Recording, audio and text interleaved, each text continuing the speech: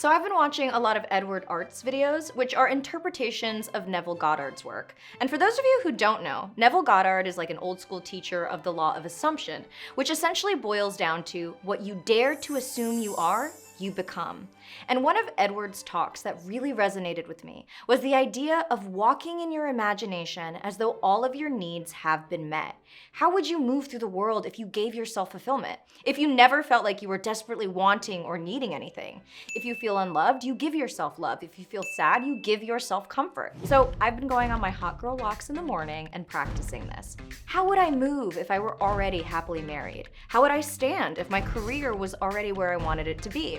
And how would I interact with people if I was financially liberated and could creatively do anything that I wanted? And when I'm in this state of fulfillment, of giving myself everything I want in my imagination, I show up to every situation more open, present, and receptive. I know some of you are like thinking, well, if I embody this delusional state, how would I get anything done? Wouldn't I just be lazy? How would I stay hungry? But what actually happens is if you legit give yourself everything you want mentally and you feel that resonate emotionally, you will end up creating that for yourself in your physical reality. So if I already feel loved, I'm going to meet everyone with love, which will expose me to new people, make me feel more approachable, and bring more love into my life.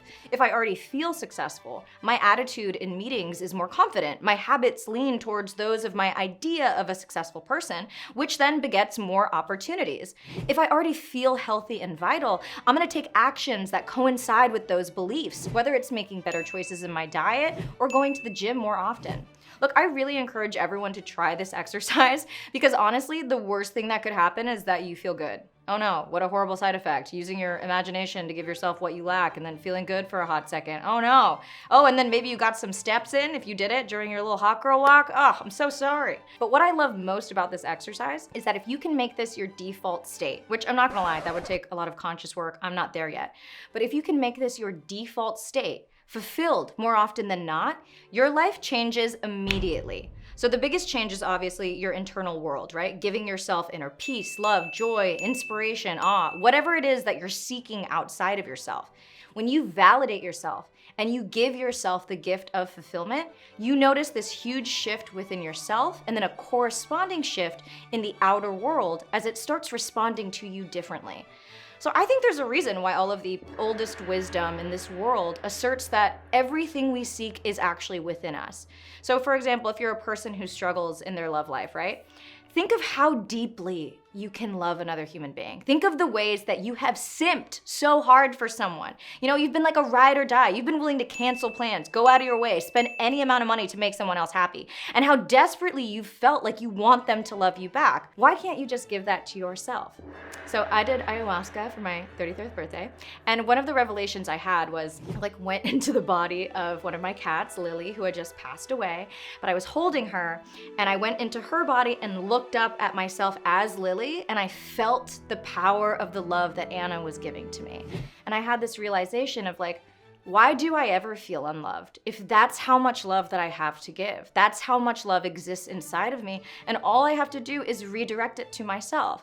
So every day as I do my little hot girl walk, I set the intention to give myself the love that I've been seeking from other people. And you might be thinking, well, what does that look like? Well, bitch, I buy myself flowers every week. I take long, luxurious baths. I take myself out on dates. I wear really nice baby doll chemises.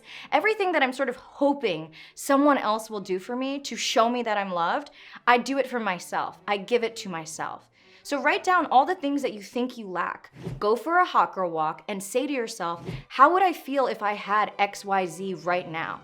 Give yourself your permission in your imagination to have fun, feel stupid, and be delusional, and watch your world change.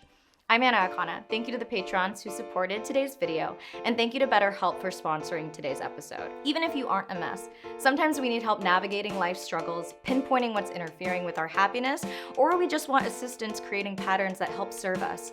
BetterHelp can assess your needs and match you with your own licensed therapist. So BetterHelp has more than 15,000 counselors in their network that otherwise may not be locally available in many areas. You can send a message to your counselor anytime, plus schedule a weekly video or phone session. BetterHelp BetterHelp offers more affordable access than traditional online counseling, and they have financial aid. You can go to betterhelp.com/Akana, that's better HELP, and join over 1 million people taking charge of their mental health with the help of an experienced professional. That's betterhelp.com/Akana. Sign up today and get 10% off your first month.